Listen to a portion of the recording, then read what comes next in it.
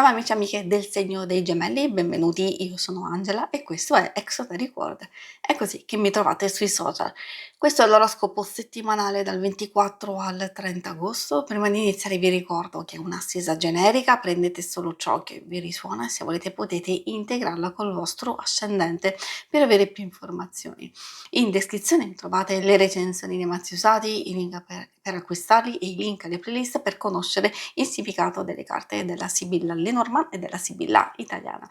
Vi invito a iscrivervi e abbonarvi al mio canale per sostenere il mio lavoro. Vi ringrazio moltissimo se lo farete o lo avete già fatto. E adesso partiamo con la lettura. Innanzitutto andiamo a vedere le energie principali, poi vedremo i segni zodiacali da attenzionare e poi l'amore, il lavoro e le finanze.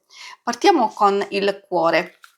Direi che all'inizio della settimana saranno importanti alcune circostanze e situazioni legate all'amore stesso, all'amicizia, ai familiari o qualcuno di molto importante per voi. Quindi si parla di amore a 360 gradi. Poi può essere una persona, certo, e quindi tutto ciò che ci può portare gioia, pacificazione, riconciliazione, prendersi cura, poter donare e ricevere affetto. E poi si può trattare anche di una passione, nel senso di un progetto, di un'idea, di un qualcosa che vogliamo realizzare con tutto il cuore, appunto.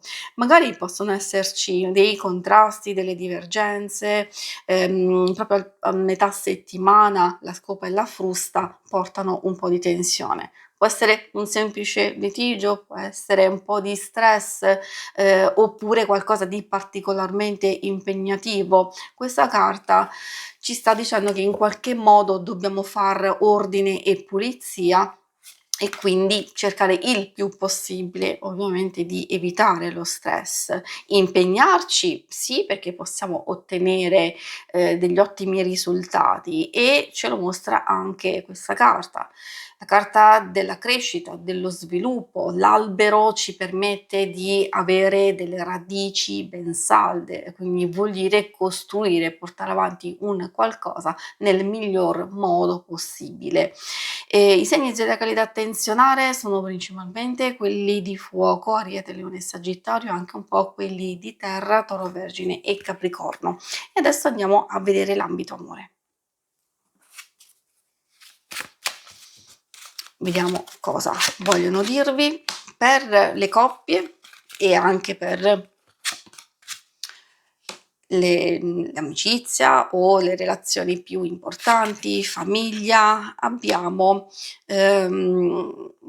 delle forti emozioni, ma in effetti l'abbiamo visto sin dall'inizio da quelle generali.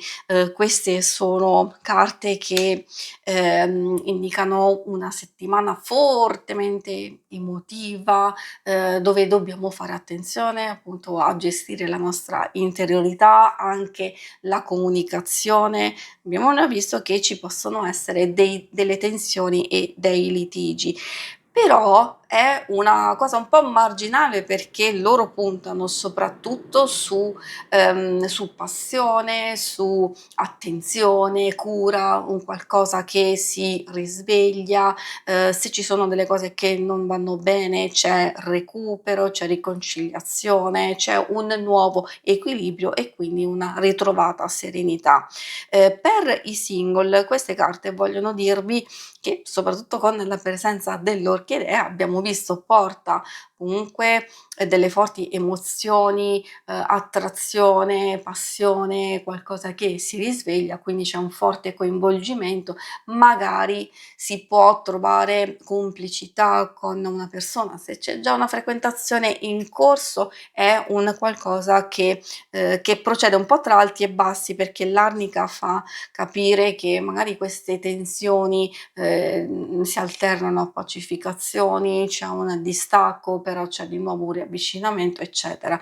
Altrimenti possono comunque parlare di un coinvolgimento, di una nuova attrazione e quindi da lì poi bisogna capire se effettivamente è un qualcosa che vale la pena di proseguire, di costruire oppure altrimenti di lasciar andare. E adesso vediamo la parte più pratica, perché in effetti, cioè, si vede nella vostra modalità della settimana è comunque precisa, ma attenta, è vero, ascoltate il vostro cuore ed è vero che ci possono essere delle forti emozioni, ma su alcune cose magari non avete più energie da dare a situazioni tossiche, difficili, cose che non funzionano. Quindi è bello che andate a prediligere evoluzione e crescita, e nelle questioni pratiche si vede soprattutto voglia e desiderio di andare a sistemare alcune cose che vi portate dietro da un po' di tempo. C'è lucidità, c'è chiarezza, c'è la vecchia signora che può portarci, ahimè, ad avere una forte razionalità, ma poterla utilizzare obiettivamente per andare a sistemare qualcosa.